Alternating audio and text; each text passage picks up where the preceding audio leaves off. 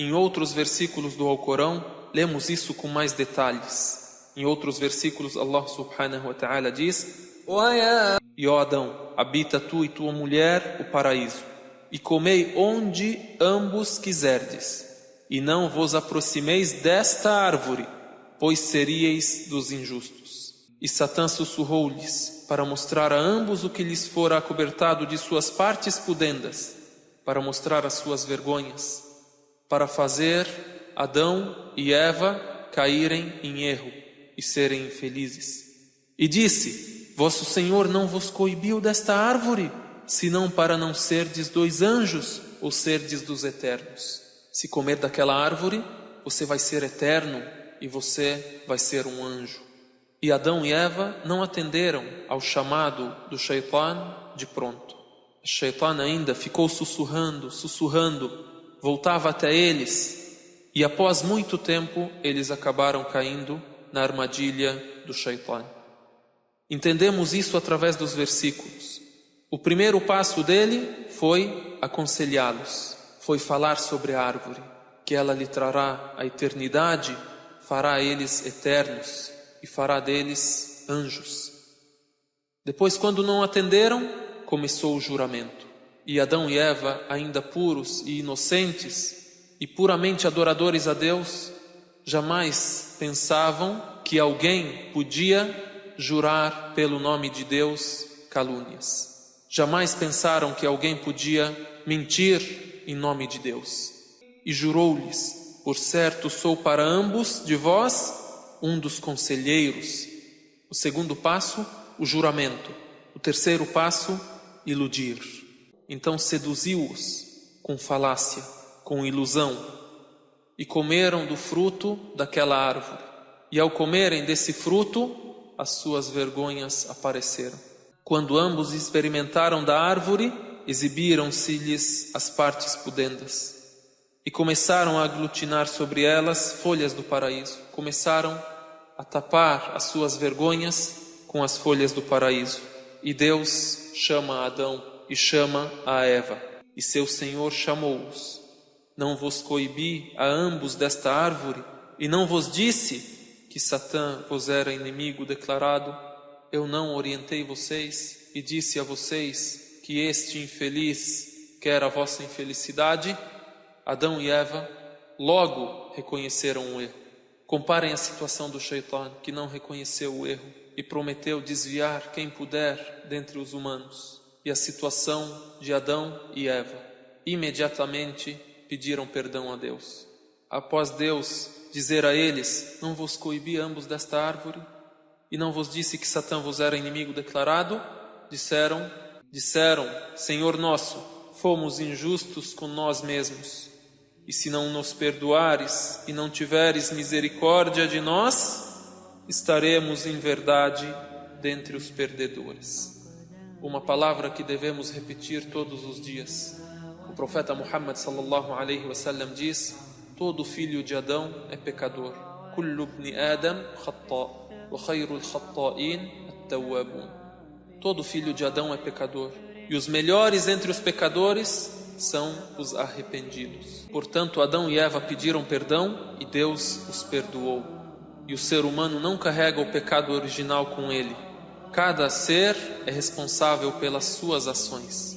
Adão e Eva erraram, depois pediram perdão e Deus os fez descer à terra e Deus os orientou para que nela vivessem.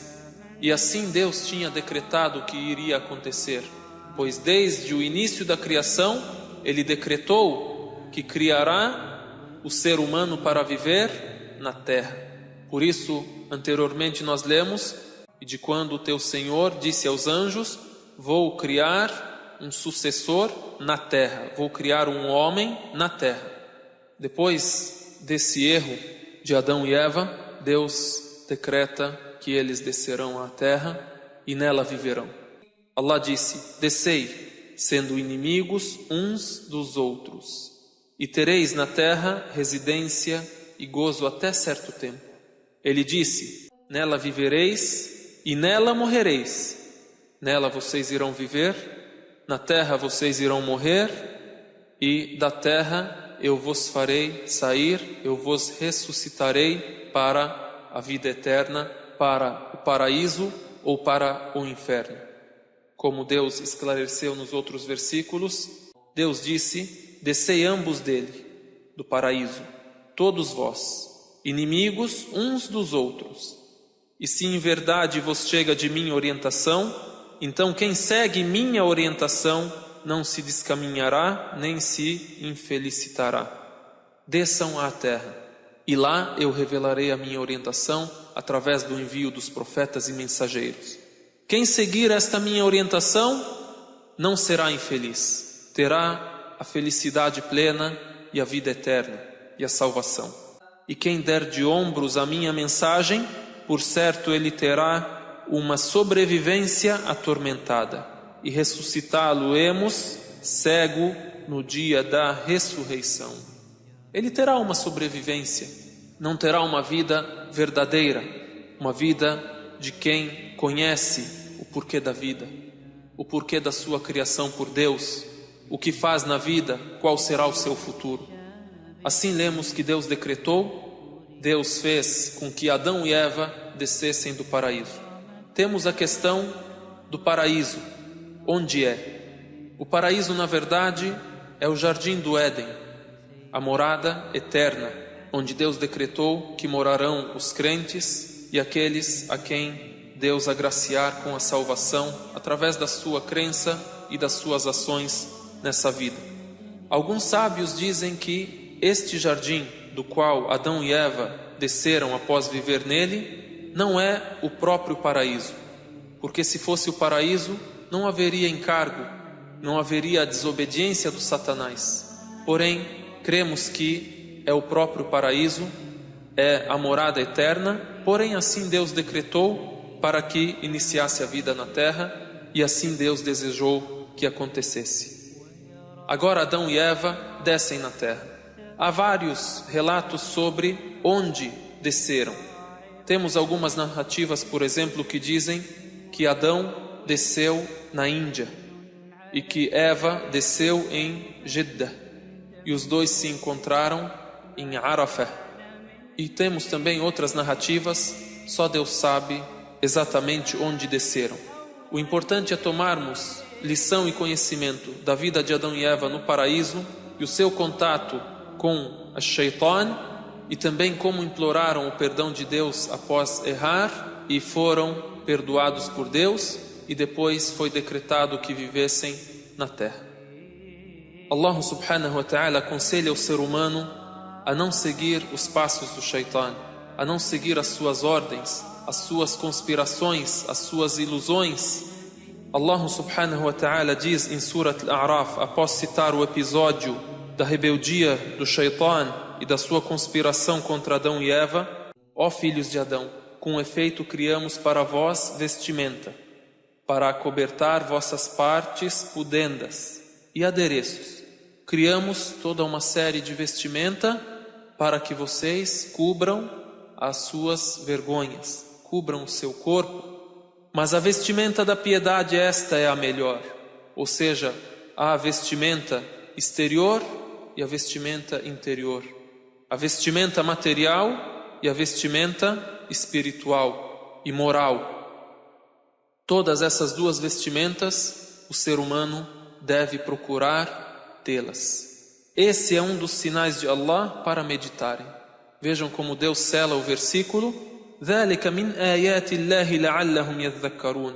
Esse é um dos sinais de Allah para meditarem.